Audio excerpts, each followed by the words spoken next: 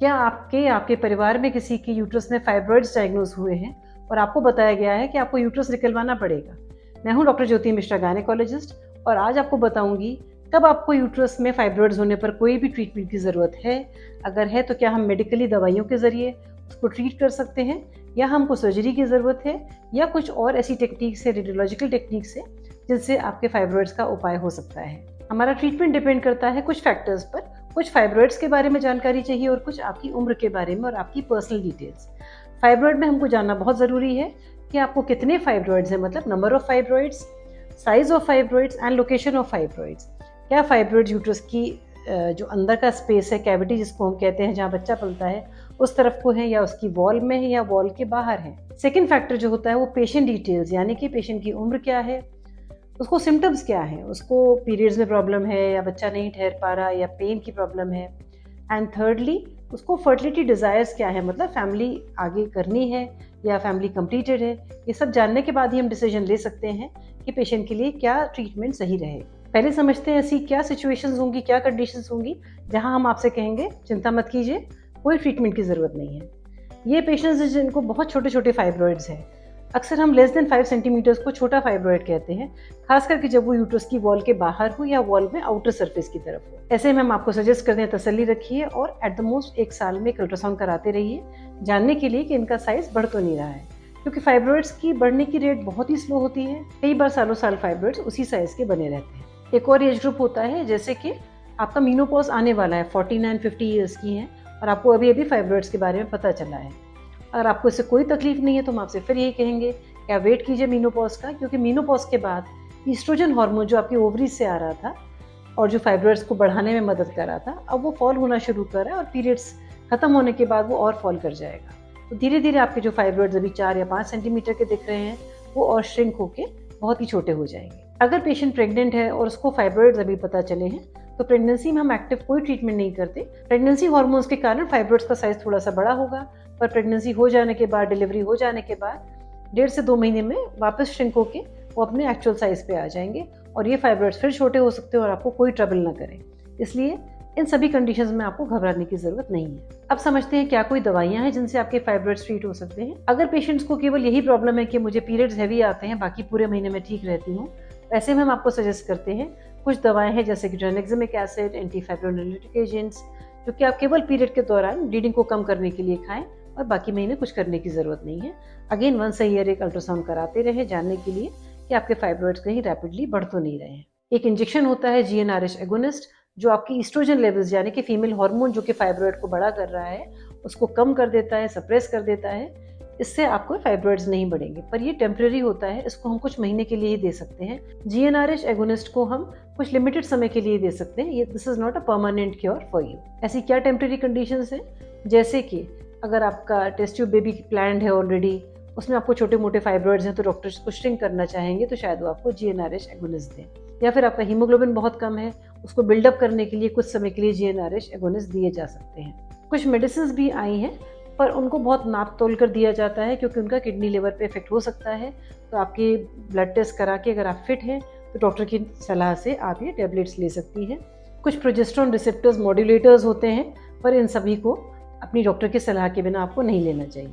जितने भी मैंने आपको मेडिकल मेथड्स बताए वो सभी टेम्परेरी हैं, ये परमानेंट क्योर नहीं है आपके फाइब्रॉइड से छुटकारा पाने का। हमने समझा नो ट्रीटमेंट कब चाहिए, मेडिकल ट्रीटमेंट कब चाहिए।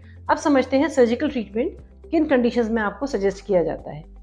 अगर आपको बहुत बड़ा फाइब्रॉइड है 10-11 सेंटीमीटर्स, जो कि आपकी डे टू डे लाइफ को अफेक्ट कर रहा है, या आपके ब्लैडर पे प्रेशर डाल रहा है, या किडनी में बैक प्रेशर डाल के हाइड्रोनेफ्रोसिस कर रहा है, या आपको हैवी पीरियड्स करा रहा है, पेनफुल हैवीनेस रहती है हमेशा, इन कंडीशंस में surgery is a good choice, क्योंकि दवाइयों को बहुत समय लगेगा और शायद इतने बड़े फाइब्रॉइड पे वो एक्ट ना कर पाए। सेकंड होता है आपको मल्टीपल फाइब्रॉइड्स हैं बड़े बड़े, उन केसेस में भी हम सर्जरी से उसको निकालने की सलाह देंगे। या कुछ ऐसे फाइब्रॉइड जो यूट्रस के अंदर की कैविटी में स्पेस में बल्ज कर रहे हैं, उसको भी सर्जिकली निकालना ही लाभदायक होगा।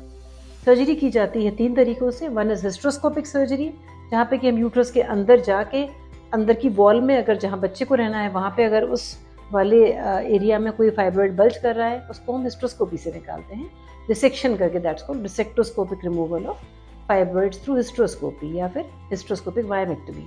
मेरा वीडियो ऑन हिस्ट्रोस्कोपी आप देखेंगे, आपको पता चलेगा कि एग्जैक्टली कैसे हिस्ट्रोस्कोपी की जाती है। दूसरा तरीका है सर्जरी, यानी कि ओपन सर्जरी, जहाँ बड़ा कट लगाया जाता है। पर आज के ज़माने में सब कुछ मिनिमली इन्वेजिव हो रहा है, तो laparoscopic surgery and robotic surgery, ये 2 ऑप्शंस हैं आपके पास फाइब्रॉइड निकलवाने के। लेप्रोस्कोपिक और रोबोटिक दोनों ही मिनिमली इन्वेजिव सर्जरीज हैं, दोनों में ही छोटे छोटे छेद किए जाते हैं। पर रोबोटिक कहीं ज़्यादा एडवांस सर्जरी है, इसमें बहुत ही प्रिसिशन होता है, खास करके उन महिलाओं को जिनको आगे प्रेगनेंसी करनी है और इस कारण से वो फाइब्रॉइड निकलवा रही हैं, उनके लिए robotic surgery treatment of choice है, क्योंकि इसमें हम कई लेयर्स में बहुत अच्छे से उसको यूट्रस को रिपेयर कर पाते हैं, बहुत अच्छे से देख पाते हैं सारे फाइबर्स को, क्योंकि 10 टाइम्स मैग्नीफिकेशन है और हमारे इंस्ट्रूमेंट्स कहीं भी जाकर बहुत सारे एंगल्स पे मूव कर सकते हैं, तो फाइब्रॉइड बारीकी से निकाल सकते हैं। एक और तरीका है यूट्राइन आर्टरी एम्बोलाइजेशन, जहाँ पे कि जो ब्लड सप्लाई जा रहा है यूट्रस को, क्योंकि यही ब्लड सप्लाई है, हमारी यूट्राइन वेसल्स होती हैं जो कि यूट्रस को भी सप्लाई करती हैं और यूट्रस से निकलने वाले फाइब्रॉइड्स को भी। यूट्राइन आर्टरी एम्बोलाइजेशन में आपके पैर की एक आर्टरी के थ्रू कुछ पार्टिकल्स ऐसे पुश किए जाते हैं जो कि यूट्राइन आर्टरीज को ब्लॉक कर देते हैं। अब फाइब्रॉइड को जब वेस्कुलर सप्लाई नहीं मिलता तो धीरे धीरे वो श्रिंक हो जाते हैं, उनमें इस्कीमिया हो जाता है, मतलब ब्लड सप्लाई कम हो जाने से सेल्स सर्वाइव नहीं कर पाते और अल्टीमेटली फाइब्रॉइड्स को श्रिंक कर देते हैं। जिन पेशेंट्स को आगे फर्टिलिटी प्लान करनी है, यानी कि बच्चे करने हैं, उनके लिए यूट्राइन आर्टरी एम्बोलाइजेशन एडवाइजेबल नहीं है। ऑल्दो आजकल एडवांसमेंट हो चुका है, कुछ ऐसे पार्टिकल्स आ चुके हैं जो ग्रेजुअली बाद में डिसॉल्व हो जाते हैं और ब्लड सप्लाई फिर स्टैब्लिश हो जाता है। कोलेटरल सप्लाई कहते हैं इसको, क्योंकि आसपास से यूट्रस और छोटी छोटी नलियों को खोल देता है, जिससे कि ब्लड सप्लाई वापस से यूट्रस को मिलने लगता है। बट ये अभी मैटर ऑफ रिसर्च है, आपको अपने डॉक्टर से डिस्कस करना चाहिए कि अगर आप फैमिली प्लान करना चाहती हैं आगे, यूट्राइन आर्टरी एम्बोलाइजेशन आपके लिए सही है या नहीं। फाइब्रॉइड सर्जरी से पहले हमें किन बातों का ध्यान रखना चाहिए? पहली बात, अगर आपके फाइब्रॉइड की सर्जरी होनी है तो आप ऐसा हॉस्पिटल सेलेक्ट करें जहाँ पे कि ब्लड बैंक की फैसिलिटी हो, क्योंकि फाइब्रॉइड्स थोड़ा सा ब्लीड करते हैं, ऐसे में हमको ब्लड की ज़रूरत पड़ सकती है। अगर इन हाउस ब्लड बैंक है तो ब्लड अरेंज करने में कोई प्रॉब्लम नहीं जाती। दूसरा आपका इंपॉर्टेंट पॉइंट होगा, मैं अपना डॉक्टर कैसे सेलेक्ट करूँ। तो इसके लिए ज़रूरी है कि आप अपने डॉक्टर से खुलकर अपने क्वेश्चंस पूछिए, और बेस्ट होता है जब डॉक्टर आपको कैफेटेरिया अप्रोच देते हैं, वो बताते हैं कि ये ट्रीटमेंट पॉसिबल है, आपके केस में मैं ये चुनाव करूँगी, मैं ये सजेस्ट करूँगी, क्योंकि इसके प्लस और माइनस क्या हैं, आपके लिए क्या सूटेबल है। आपको खुलकर कॉम्प्लिकेशंस जो पॉसिबल है किसी भी सर्जरी के साथ अपने डॉक्टर से डिस्कस करने चाहिए। अगर आप यंग हैं, आपको 2 बच्चों के बीच में अंतर चाहिए और आपको बहुत छोटे छोटे फाइब्रॉइड्स हैं, तो आप बर्थ कंट्रोल पिल्स खा सकती हैं। आप प्रोजेस्टेरोन रिलीजिंग आईयूडीज आते हैं, इंट्रा यूट्राइन डिवाइसेस, एक ऐसी डिवाइस जो कि यूट्रस में रख दी जाती है, वो लगवा सकती हैं।